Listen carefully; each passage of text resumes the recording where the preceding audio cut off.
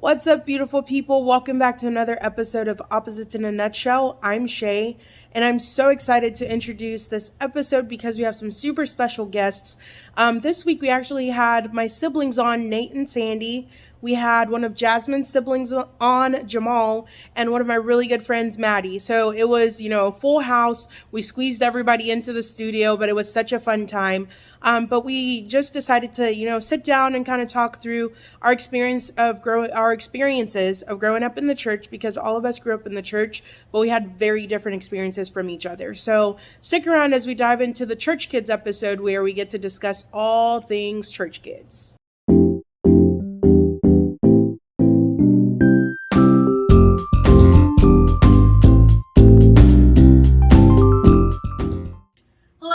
And welcome back to Opposites in a Nutshell. I'm Shay. And I'm Jasmine. And as you can see today, we have a lot of people in the studio, which is super exciting. It's a little hot in here, so if you see any weird faces, we're fine. But I'm going to take a moment to quickly introduce who our guests are, and then they will say a little bit about themselves, and we'll have them share a boring fact, because I feel like people get stressed out when you ask them to share a fun fact. So it's fine. Just share something boring about yourself. Cool. So here to my right, we have my brother, Nate. To my left, we have one of my really good friends, Maddie. And to Maddie's left, we have Jasmine's brother, Jamaal. And then all the way to Jasmine's left, we have my sister, Sandy. So we've already spoken about our siblings before on this podcast, so at least you get to put faces to the names that we have not shared. But anyway, on that note, we're just going to start all the way with Sandy, and we're going to work our way over. So everybody just introduce yourself real quick and share a boring fact about yourself. Okay, well, I am Sandy, and a boring fact about myself is that I hate driving. Okay. Jamaal, you're up. I feel like I'm supposed to say thank you for sharing. Oh, no, we were supposed to say hi, Sandy. Yeah, missed opportunities. Well, my name is Jamaal. I'm the owner and operator of iJamal.com. Boring fact about me is I really don't care to sleep too much. I really only think I need about 4 to 6 hours of sleep, so that's all I try to take. Wow. Night out. Same. Oh, okay. I'm the opposite. Give me all the sleep. No, I love sleeping. I just can't. Yes. Okay. Hi, I'm Maddie. A boring fact about me is that I'm a dog person who owns a cat. I like it. All right. I'm Nate, and I guess fun or boring fact is I've been growing this mustache for 30 years. So throw that out there. No, like for real. He really has. That's really funny. Well, thank you so much for being on the podcast Yes, today. And y'all just be prepared for all the shenanigans, because when you get all the siblings together, we like to have fun. All of us are people who enjoy having fun. So the siblings, and Maddie's an honorary sibling at this point. She's just sitting like, yeah, this is big. She is one You of the are one of siblings. We've adopted you officially. Cool. Awesome. All right. So today we will be sharing parts of our journey in the Christian growing up in church space. So disclaimer, this is just part of our journey, and we don't condemn anyone for their beliefs or lack of, or anyone's church decisions or choices, as we're going to talk about it. We're laughing and we're joking, but truly we have respect for all people and all denominations. So just quick disclaimer, don't turn us off. Keep listening. It's going to be a lot of fun. Yeah, because I feel like even if you never grew up in church, you can definitely find something to relate to in this, whether it be a space of things that your parents did that you felt obligated in the beginning and, made your own at some point, whatever. But there will be things you can definitely, relate to. So with that being said, I'm gonna pose the question, and whoever has an answer can go first, and we'll kind of go from there. So the first question is, what was your experience like growing up in the church? And if it's silent for a while, I will call on you.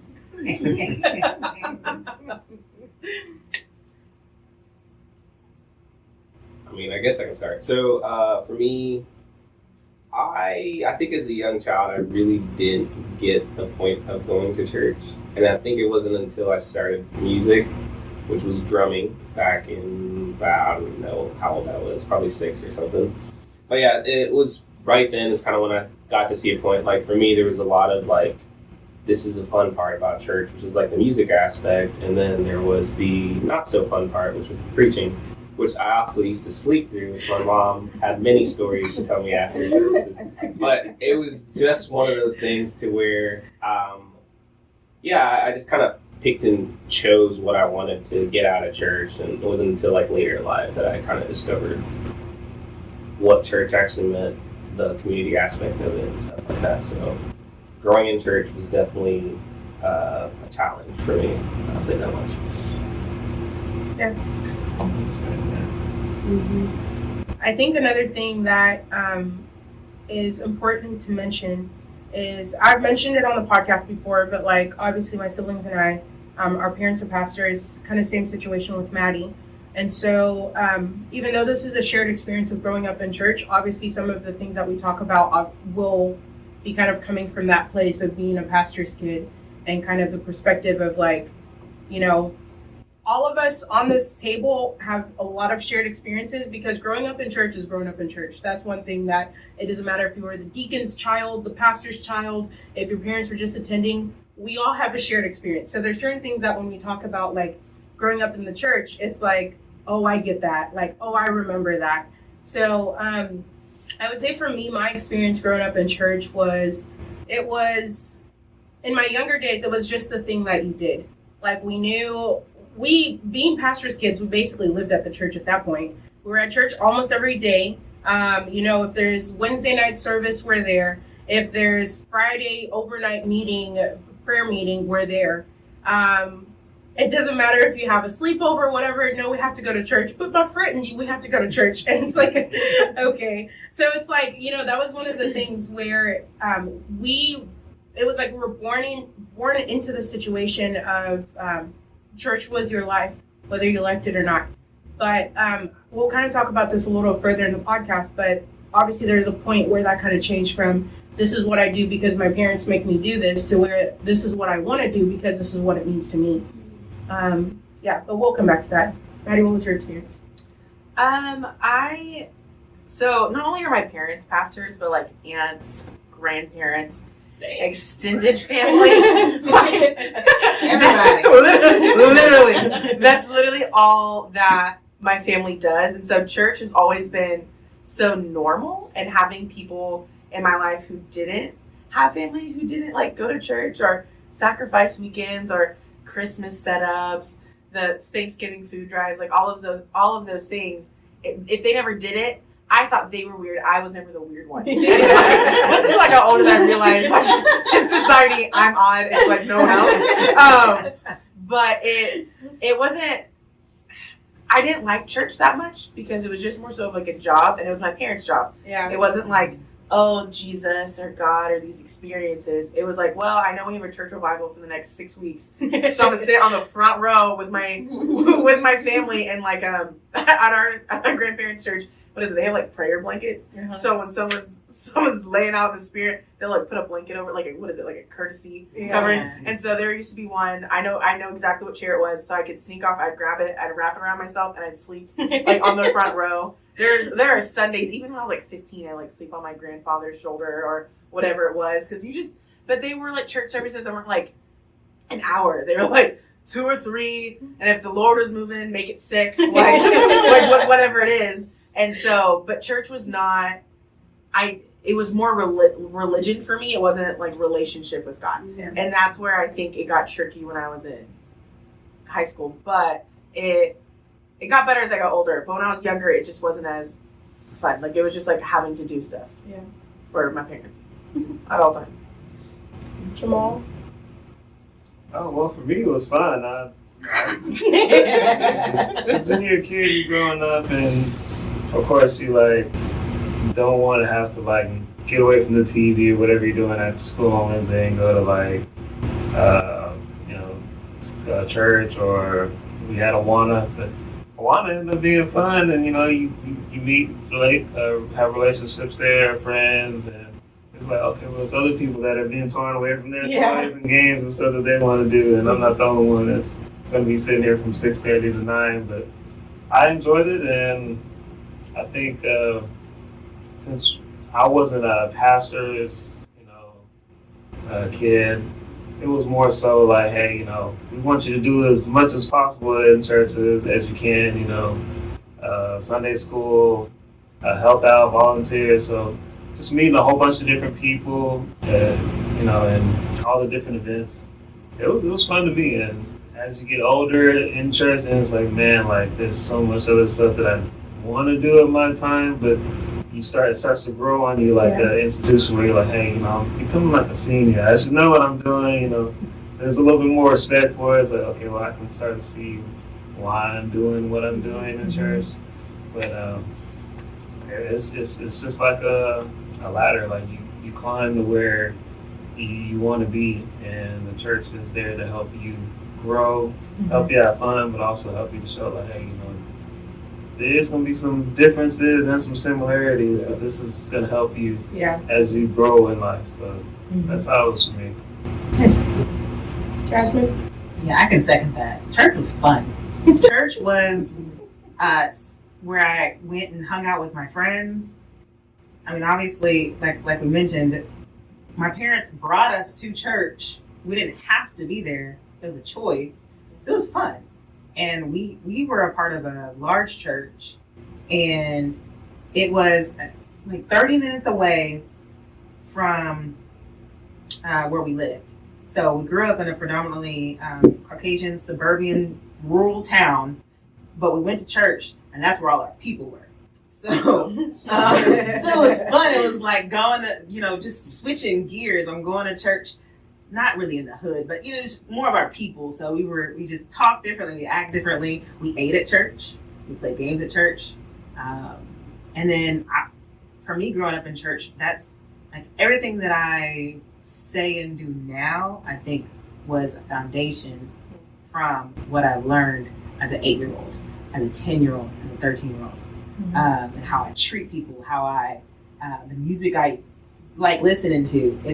It's all from growing up in church, for the most part, because that's what my parents let us listen to, church music. Thankfully, there was Christian rap. Like we got on that train when Christian rap was big, and a lot of who I am is because I had so much fun at church. I wanted to go. There were times that my parents weren't going. I was like, all right, well, I'm riding with Jordan. Y'all want to go? I'm going. Yeah. Right. There was some event going on, or something that was happening with the teens, and I don't know. It was fun. It was fun for me. Yeah. Okay. Yeah. Well, I sat on the wrong side of because it goes like real like I get it, and then it's like happy people.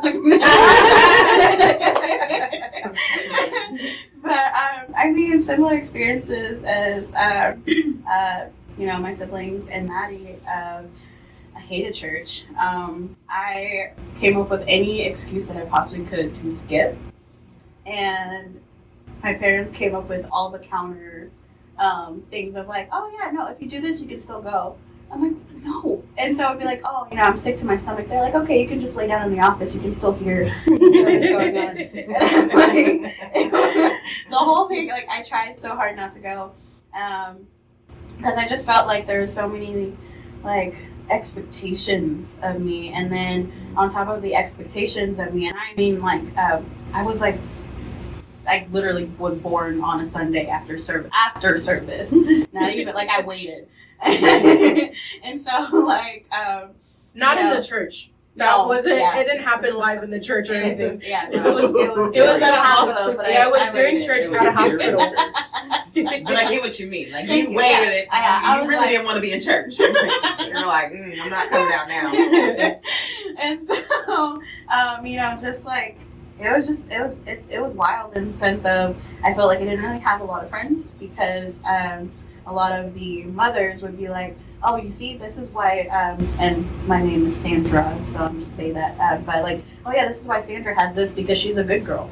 and things like that. So then I always had that like comparison too with like all the little girls, and so they hated my guts because I had all this stuff, and I was like, it's not because I'm good. I'm literally just spoiled. Like it's not, it's not the same thing. And so like it was like a constant battle of like trying to be myself while also trying to live up to the expectations, and it was ridiculous. I think kind of piggybacking on that, there, as a pastor's kid, there was always, like you said, expectations. It was almost like we were expected to be the perfect children. So we were like the model child for any parents. We would hear that a lot from parents, people's parents who would be like, why can't you be more like, more like Shay? Why can't you be more like Nate? Like, they don't give their parents problems. Yeah. We were, I know. But it's like, but we're not perfect. We're human. And then all of a sudden now, as a child, like, you're still trying to figure yourself out and all of this stuff. And now there's this thing of like, now you have to be the model citizen or the perfect child who goes to church so that parents can use you as the example. And it's like, I didn't choose this life.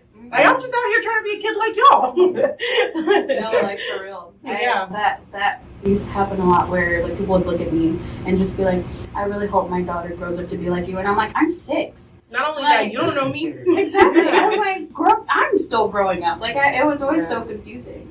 I think we had like those expectations on like wherever we went to church, they had the pastor's kids, or you had like someone that was like a deacon out there. You're like, oh yeah, we need to be acting like them. We're not there. But we're like, I don't have to act like them. Like they're gonna be here all day. Like I'm ready to go. Like 12 o'clock. So it was just like, man, like you feel for them, but you really don't know everything that they're going through unless you talk to them. And being in church, you do talk to them because they're your friends. They're people that you grow up with. They know a lot of intricate things about you, or have some events at church where they're like, hey, I know what you did.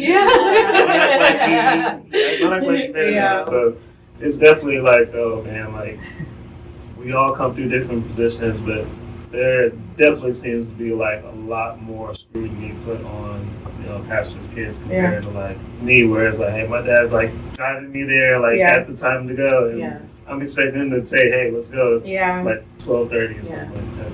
Yeah, that's the other thing. First in, last out. Yeah. We're there for setup, and then we watch everybody leave, go to lunch, and we're still sitting there like, all right. It's like we're done, but mom and dad have a meeting with somebody after church, and we're like, so bummed. I hated meetings. Or the ones where it's time to go and everyone's in the car except your mom's still talking to people. Yes. This is the one Sunday where we actually get to leave with everyone. Why are you still talking? Let's go.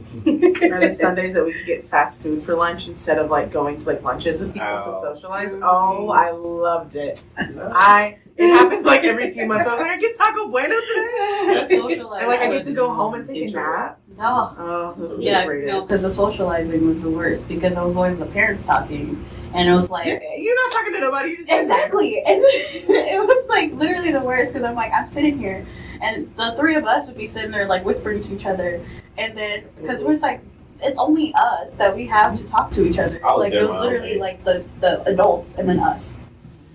Yeah. Yeah. It was the obligatory. Obligatory invites of like we're trying, like they're inviting the pastor, and so it's like, oh, we should invite the family, and we're like, no, we're totally okay if you don't invite the family, but it would be like family invitations, and so and they don't have kids, and so now we're like she said, we're sitting at lunch like, is it time to go? Can we leave here? Like, can we go yet? But no. Okay, I have a question. Yes, go ahead. For the PK kids. So, did you ever go to other people's churches and feel like I'm free, I can do whatever I want? Like, absolutely go visit. Church with my best friend. It depends. It depends on whose church it was. Well, first off, there weren't many Sundays that we had that. When did y'all go to other people's churches? Yeah, no. I'm thinking more so as an adult, but like as children, we didn't really visit other people's churches because we had responsibilities at our churches. I've had people to my church. Yes, yeah. And then, so Okay. it's like my Other friend says, people's. "Hey, can you come to my church? Can you come to my church?" Yeah. It's like y'all have the option. Yeah, We do Yeah. I not. have to be there. Yeah. Yeah. She was singing, I was on the drums, she was doing the projector. And so it's literally, if we're not there, it's like the Something, service can't yeah. go on or something. Like, even when I broke my arm, my mom was like, please, Oh yeah, he was the drummer. Yeah. just go up there So one he arm. had like he So I was have my strapped. sling, and I'm playing, trying to play with one hand, and I was like, That's this talent right this there. isn't working. So I One started arm using did- my broken arm, and I'm playing, and she's like, worship was so good today. And I'm just like, yo, I am in a sling. Like, it was only one Sunday that I actually didn't play when I had that. But the next week, she definitely was like, please just try anything. Just get something up there. And I mean, granted, she wasn't telling him go play with your broken arm because the expectation was keep your arm safe and play with the one arm that you do have. But She as wasn't- a drummer, it's like, It's missing. yes, there's you're a like, lot I can't missing. do this. So you're blessed with 2 arms. Yeah. I'm sitting there like lightly moving my wrist trying to get the snare in it. No, I remember there was like one time I was at my best friend's house for a sleepover, and it was a Saturday to Sunday, and the expectation was that I was supposed to go home with her dad. Like her dad was going to drop me off at home or whatever. And he was just like, no, when are your parents coming? So then I had to call mom, who was at church. And so that was a great conversation. And I'm like, mom, you have to come pick me up. So she came, picked me up, took me home to get dressed for church. She was like, you're not missing. You're going. And then we drove all the way to church, and the whole service went on. But I was like, no, literally, we're not allowed to miss a Sunday. Like, Yeah. I was like, I'm quite literally not in commission. I'm like off. It's my off day. And my mom's like, no, it's not. What's that? Exactly. This is for the Lord. You don't get an Yeah, off no day. Every Sunday night, right? Sleep. Oh, yes. Yeah. It's Mhm. good. I always prayed for snow days. Because when the church is canceled. I'm like, not for school, but for like Sundays. Like, Lord, please let it ice this Saturday in the parking lot so frozen, no one can get inside. And like, it never happened. But I prayed passionately every time it was like Texas. like sleeting or things like that. I was like, come on, Jesus, Hold it. a miracle in my life. Come on. But you know, the funny thing is like COVID ruined that for us because it doesn't matter. Because there was one day we had like really bad storm and we're supposed to be over where church is. My dad's like, no, we're just gonna set up the camera and we're gonna have church here. Yo, we sure did. We Yeah. had the whole service in our living room. Literally. We led praise and worship. As soon as we were done, our mom came up, gave the announcements. As soon as she was done, Dad went up, and we had the TV, so like the laptop was plugged into the TV so that people could see the lyrics. We literally had That a was whole the church lyrics. service, That was and Sandy was running the pro presenter, like the slides for the words. So like when I tell you, and that's such a common thing that we've done in our lives, where like our parents have started a few churches. And so those starter churches typically start in the living room. Mhm. And so there's been times where the very first service is the 5 of us and we all have to get ready. Not like you don't roll out of bed and like come to, no, this is service. Mhm. So we all have to get ready. Granted, it's a little casual, but we all get ready. We all meet in the living room and we have a full on service. And that's our first Sunday with whatever the new church is. And then from there, we move to either like somebody, like a hotel or whatever venue space we Yeah. had for church. So that was like the norm. Low key, I love those. The starter churches. I was like, this should, you know, no expectations, just come to church. Like it's like not come as you are, because like you said, we No, we had to get ready Yeah, we because had we to have get to look ready. good for God. yes. But it was like it was just a 5 different minutes, like no expectations, no one like looking at us, kind of like, what you doing? Are you crazy? Are you good? Are you good? Okay, good girl, kind of thing. So it was nice. Yeah. I don't think we ever had that experience. Because I've had one, like, did you? but I wasn't too sure if it was like a church service or not. But I just knew I was like, okay, well, I'm walking into somebody's house, so I just want to be respectful and let's go through what we need to go through, you know.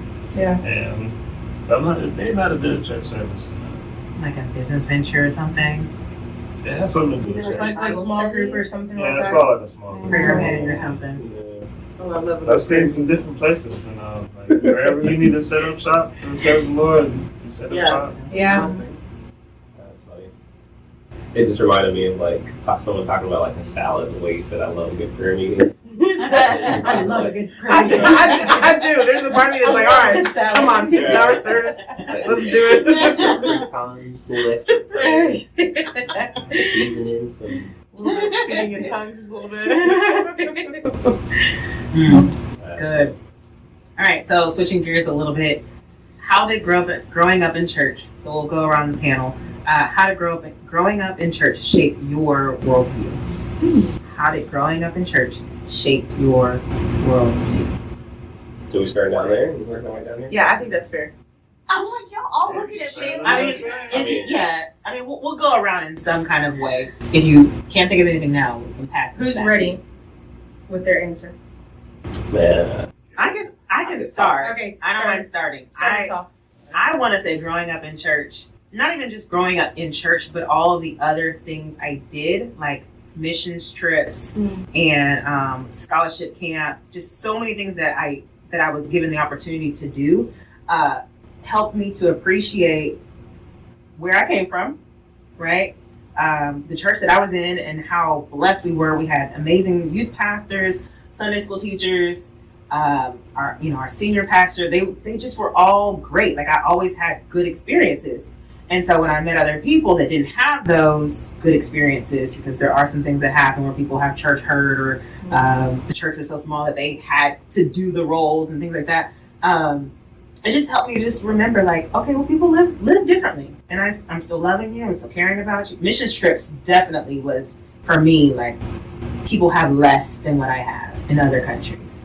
And then, of course, we grew up in the era of passing out tracts and wearing your WWJD bracelets and stuff. So I've always been like, love on people and tell people how much Jesus loves them and just be kind to people. You never know what they're going through. So I think it helped me love people more. Love people more. Treat others how you would want to be treated. Are you following the golden rule? Some of our camp mottos still stick with me today. Like, God first, others second, and I'm third. Like, that's my worldview. That's how I treat people. That's how I live. Let your yes be your yes and your no be your no. Like, these are chants that we said at Christian camp, but it still shapes what I do and how I treat other people. Pastor Marvin used to always say, leave a place better than how you left it. So we'd be in the restaurant having our, talk or whatever, our Bible study, and then at the end of our talk, we're cleaning up napkins and cleaning off tables that we didn't even sit at. But that's just how he raised us up, to just respect the place that we're in and leave it better than how you came. I think it shaped my worldview in a positive, very, very positive way. I think it's similar. Like, I have similar, but it's kind of switched a little bit, in the sense of, like, I feel like I understand, like, non-Christians a little bit better because I grew up in church. Because I mean, like, for a while, I legit went to church because it was my job. Like, it was because I had to. And, like, quite literally, for the longest time, I mean, I wouldn't fully say I was an atheist, because I was like, I believe there was a God, I just hated him. And so, I grew up kind of, in a way, living a double life, but it wasn't like that bad. Some of the stories I've heard about some pastors' kids, it's just not that bad. But kind of living like one life with my friends and then another life in church and things like that. And it just made me understand, like, one, why people would hate God, and two, why people would, like, hate the church. Now, as someone who fully is a believer and going to church, I would love to say, like, every single Sunday, but sometimes I'm out of town and I hate, like, visiting churches because sometimes it sucks. And so but that's just me. But like, going anytime, like, I'm here, it doesn't matter if I, like, only had, like, 3-4 hours of sleep the night before, I, like, couldn't sleep or something, I would be in church the next day. But it, like whenever I'm talking to someone who doesn't believe, I'm like, well, why? And then they give me their experiences. I'm like, just to let you know, like, that's not I'm not invalidating your experience, because I mean, there's been some crazy experiences out there when it comes to churches, but that's not how it is now. And just kind of like kind of marrying the two of like what it used to be and kind of what it is now for the person. I'm like, just try it out. And you know, I've been able to like really connect with them a lot better than ever because I've had that experience myself. I think that's a good point. The whole thing of where you were saying, like your experience of, you know, going through the whole thing of where you're like, I'm at a place where I hate God. I go to church because I have to, but I really don't have a relationship there. Like I don't really care for a relationship there. And I feel like that's a good thing to talk about because I feel like even now there's some people that are going through that, where it's like they've reached a crossroads where, as far as their faith goes, they're like, right now, honestly, I'm still going to church, but I'm really not feeling any of this. And I would say one of the things that like would be an encouragement is just, you know, even when you're having those moments, keep talking to God, because the way I think about it is like, you know, our faith is a relationship, you know, like that's the main thing, is it's a relationship with God. And I think of like even in our, you know, humanness, like when we have relationships with people, we don't always like the people that we're around, but if you care enough about them, I guess we still try to make an effort to have that conversation of, hey, let's get to the bottom of this. Now, on a spiritual level, it can get a little tricky because I feel like it just looks different for everybody what that conversation with God looks like. But I think it's important to still try to have that conversation. But I get it, kind of like what you were saying, where you were in a place where it's like, I don't even feel like having this conversation. I'm not interested in having this conversation. This isn't something that I want to do. You know, so I just feel like as believers, when we do run into people like that, it's important for us to love on them and not necessarily like try and get them back in the church. Like, yes, that's what we want. But I feel like if somebody's in that place and they're not ready to hear that, we're kind of not really helping the situation much. Mm-hmm. So like outside of praying for them and trying to encourage them in whatever we can, yeah, I don't know what else. I mean, let's just meet them where they're at. That's Yeah. basically that whole phrase. So, yeah. And I mean, I feel like with saying that, whatever interactions we have with that person, no matter, you know, if it is on like, you know, let me pray for you type thing, we're laying seeds inside of them. Like every single interaction is a seed that's been planted inside of them. And it may take a year, it may take 6 months, it may take 10 years, but that seed will grow at some point. And so it's like, you know, you don't have to, kind of like what you said, like make the situation worse of being like, no, but God loves you, because I was there where someone, aka Brent's, would say God loves you, and I'm like, I don't want to hear that. God has nothing to do with this. Like, why are you always bringing him up? But it's like, you know, seeds were planted and things like that, and you know, even though I hated hearing that, I feel like it was also a good thing, like every once in a while, but at the same time, it, like, you know, it's a whole thing. But you know, don't stop that interaction fully. Like, still be there for them and be like, hey, can I pray for you? Whether now or just let you know that I'm praying for you. Like, what would be a best situation for you? And kind of just go that route. That way they still feel loved on, but at the same time, you're still like, here's one little seed, there's another little seed, and just waiting for it to grow. Oh, me? Mm-hmm. Mine is somewhere definitely in between. Because just to go back to the question, it's basically how it shaped me growing up. Okay. I feel like growing up in church made me so naive. So like school would always be like this wake up on like how I imagined how the world would work, just because my environment between like the way my parents were just growing up in church would be like, this is my expectation of how everyone should be like. So I'm sitting here thinking like, oh, we're all supposed to like each other. And then I go to school, and next thing I'm like one of the most hated kids in school, and I'm just like, but anyway. So, and it wasn't anything like, I was just an idiot as a kid, and I didn't really care too much in terms of like feelings per se. So it was like with my siblings, we can fight, throw hands, get knives thrown at each other. I won't mention who, but anyway, so like that. But it's like at the end of the day, we realize that we love each other, and that's kind of like my expectation on how the world would work too. It's just like you could do things, but people know like just because the love was there, you guys would be cool at the end. That is not how it works in public school. I'll tell you that much right now. So like there were times where I know I got picked on for just me being an idiot, or there was one time I was telling James this story where it was lunchtime. I don't remember what I did, but let's just say there was at least 20 kids lined up with rocks in their hands. And I'm on the other side dodging these rocks. And I'm like, I don't remember what I did, but I just remember that being an experience. Like, it wasn't like Nate needs to change, but Shay can speak to it, to where it's just like she would come hearing some of these stories, and she's like, look, just don't put him in the hospital. Like, whatever you gotta do, whatever. I don't remember what she said. I don't remember. It was lovely. But don't put us a bill. Yeah.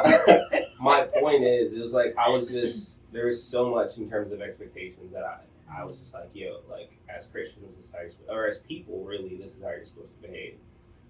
Like, everything should be done with love. So, like, even if I messed up or fell short, there's that grace that, yeah, no, that's not how it works in the world. And that was just like a rude awakening for me. And it took, one thing I guess about me as well is I take years to learn a lesson, or I did, at least when I was a kid. So we can go over the same thing several different times.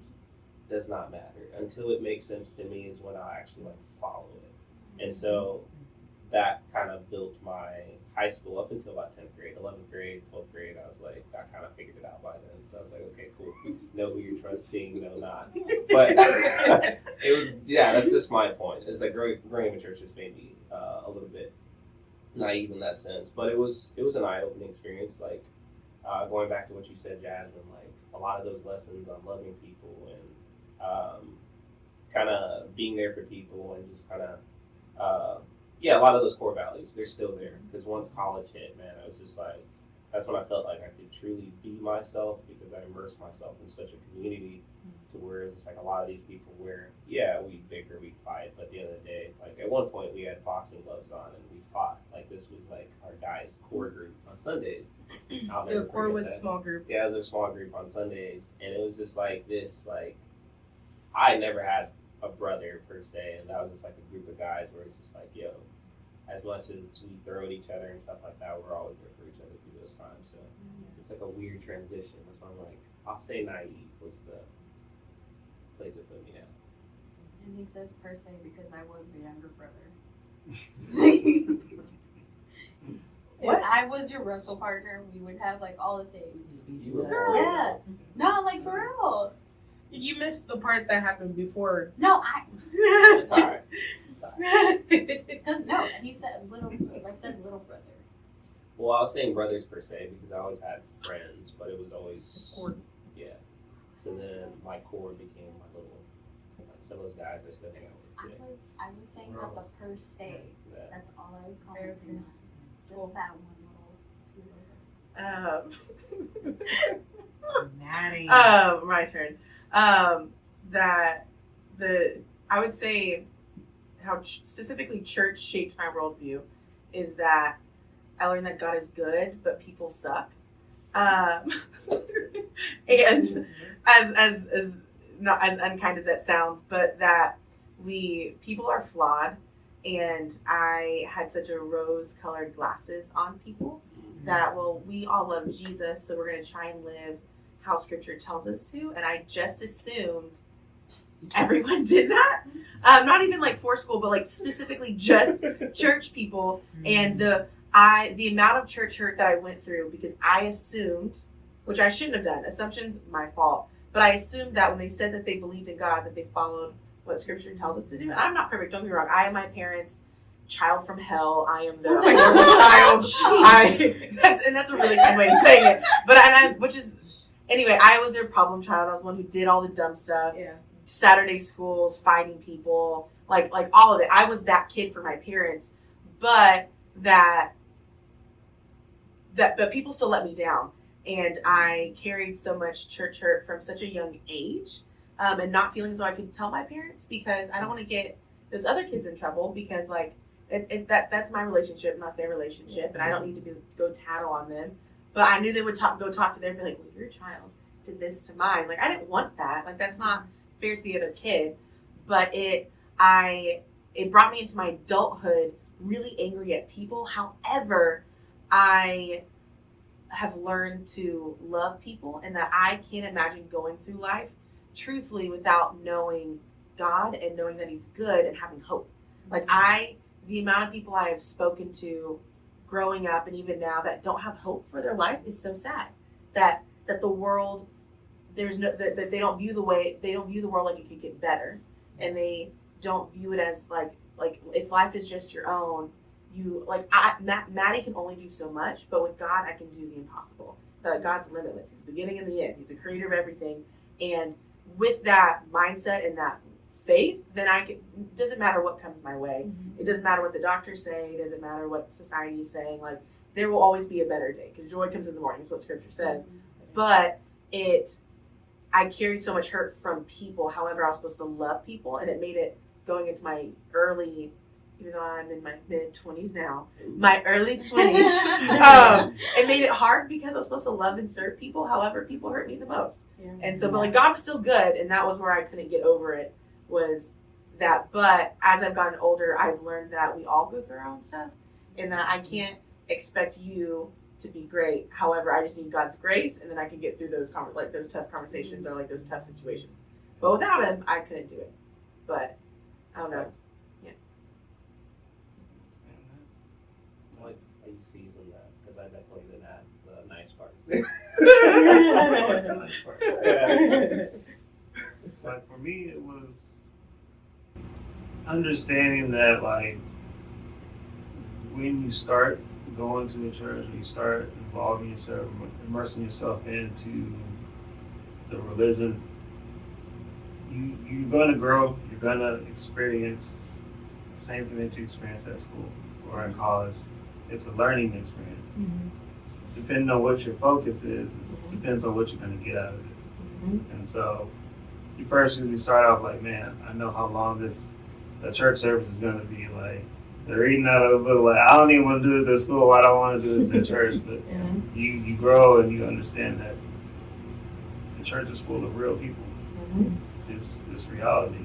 Yeah. And it takes you back, and like, you see all the people and the interactions, the connections that your parents make, your friends in church, people that you don't interact with at church for whatever reason, it's still all of that in life. And it's just like understanding, like, this is a part of my life. It can't no longer just be like, hey, it's something I do from 11 to 1 or Wednesdays at 6. There's so much stuff that you learn, so many events, Awana, if it's Sunday school, or even retreats. Like, there's so many different people that you meet, and nobody's going through the same thing. They may have went through something similar, but it's like, man, I literally have a choice either to, one, do what I'm actually reading about, or do the opposite. Yeah. And as you get older, you start gaining a little bit more of that, like, critical thinking, as far as saying, like, I know I read the scripture, or I know the pastor talks about this. You start thinking, like, how am I being viewed in this world when I say that I'm a Christian, or I believe in God? How are they going to view me? And so whatever you wage war with on your inside, like, hey, I need to be a nicer person, or hey, I struggle with, how I think people view me, and it's just like, man, like, these are all real people. Understanding that, like, you're really not going to know unless you actually go through it. Mm-hmm. It's either a trial by fire, or you have to be learning something.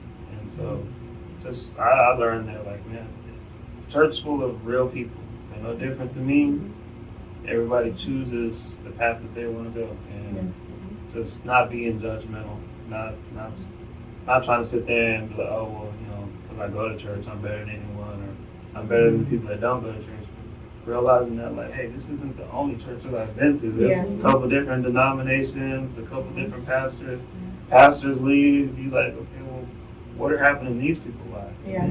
You grow up, and 20 and you're like, man, like, I'm in college, like, all the stuff that was being beat in my head and all the scriptures, like, I remember like 3/4 of the scripture, but I'm like, I know what it says, I know what I'm supposed to do.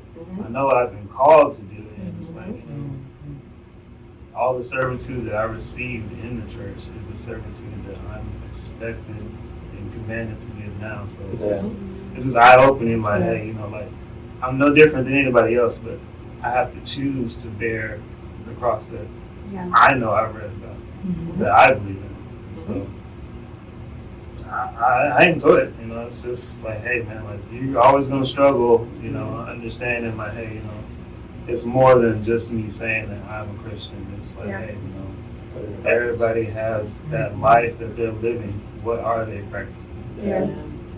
I think that is so important to like break down the barrier of judgment, because I feel like you know, like church is known to be a place of judgment. Like, it's like if you go, you have to like live a certain way, you have to do a certain thing, and so people are sitting up there faking consistently, like sitting and they're like going through so much, but they feel like they can't tell. And I'm like, that's the place that you're supposed to go to be like, hey, I'm really struggling with this sin, I'm really struggling with this. But it's like, if people are feeling, oh, I'm going to be judged, I'm going to be excommunicated if I go through this, it's like we're doing them such a disservice. Because then it's like they're consistently living with this, and the only people they can go to is people within the world who just be like, it's fine, like that's fine. And so it's kind of like it's that wall of judgment is the it's very, very like good to break down and just realize that we're all people. We all do our different things. We're all sinners.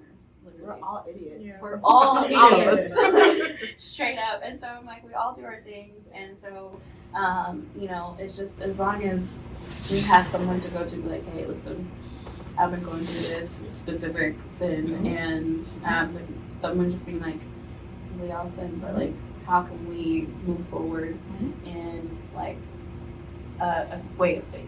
Like, how can we, you know, figure that out, and like someone to help you plan that instead of someone being like, oh, nasty, like you do that. You know, it's just kind of like the judgment wall is really, that's hard. It's And not even just sin, but the fact that we all go through hard things. Like, you find people in the church who come to the church as a safe haven to find someone who's gone through a like-minded or a similar experience.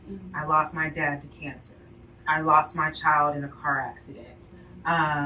You know, because I think for a long time I thought that bad things don't happen to Christians. Like, God's just going to protect us all. We're all going to be safe and nothing bad is going to happen. But then I realized there's some people I'm sitting right next to. Her mom was shot. Her dad was killed. You know, and so a safe haven, the church should be, I feel like, a safe haven where you can go and find someone worshiping God, even though their house just caught on fire. And they're still in church worshiping God. Where they were worshiping God and then their house caught on fire and they're like, well, I'm not going back to church. God didn't protect me. Well, there's other people who have also gone through bad things, hurricanes or tornadoes, and their stuff has been destroyed, but they're in here worshiping. And so sometimes I remember that, like, yeah, church should be a safe haven. And how I treat people in the church and outside of the church is with that kindness, that love, that forgiveness, that, you know, sharing the hope and joy, like you were saying, Maddie. Because in church, you can have that where someone will come alongside of you, depending on what church you go to.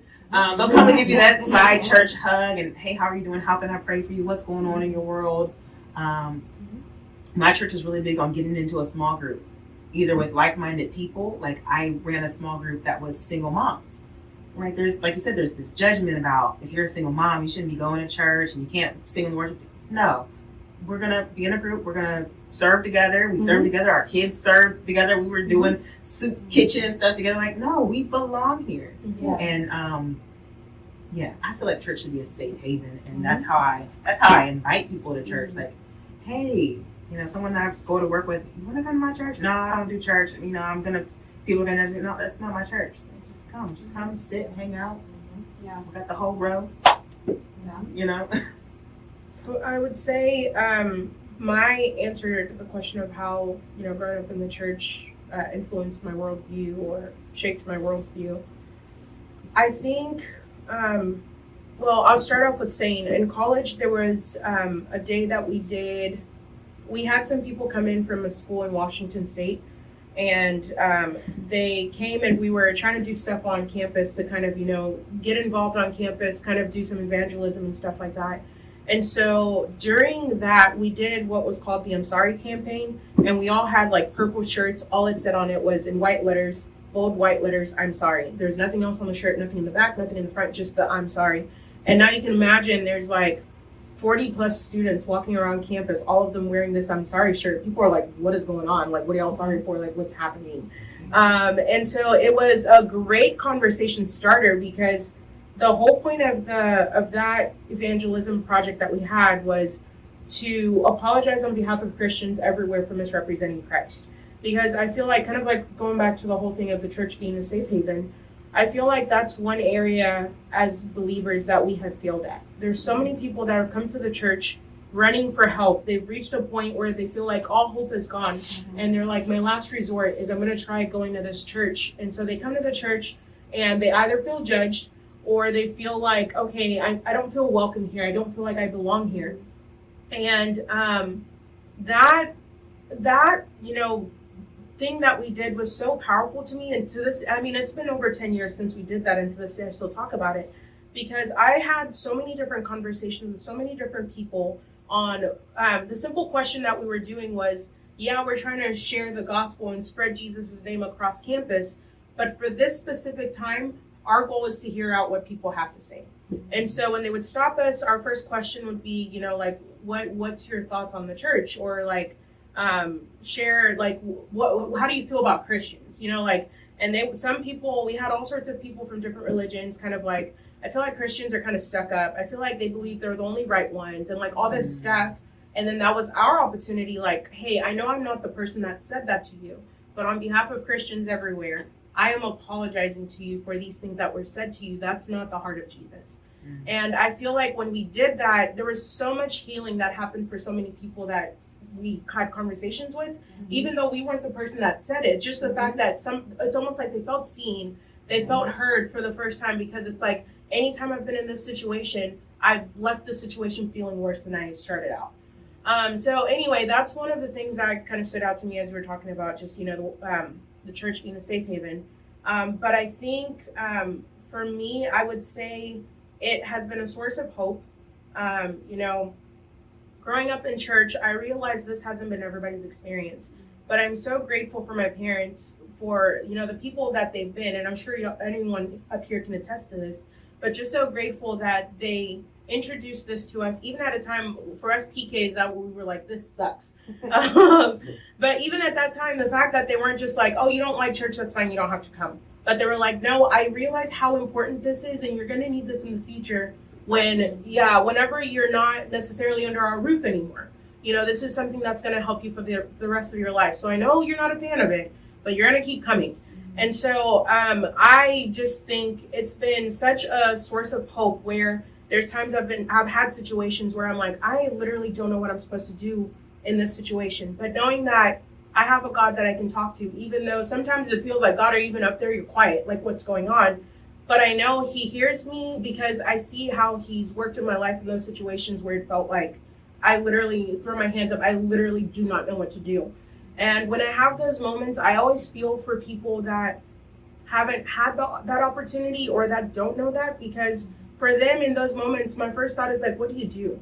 Because I cannot imagine a life of not knowing God, just because of those tough moments, those valleys that I've been in, where I'm just like, God, I throw my hands in the air. I have nothing. I don't even feel like praying. I don't know what to say. I don't know. But just knowing that we have a God that loves us, that, we have this hope. All right, you guys, what a fun episode this has been so far. We're actually going to pause it there, because we have a part 2 coming out next week, where we'll continue the discussion. That episode's going to be a little shorter, so be prepared for that. But regardless, it's still going to be some really good information. And we hope you enjoyed today's episode, and look forward to seeing you back here next week. Have a good one. Bye.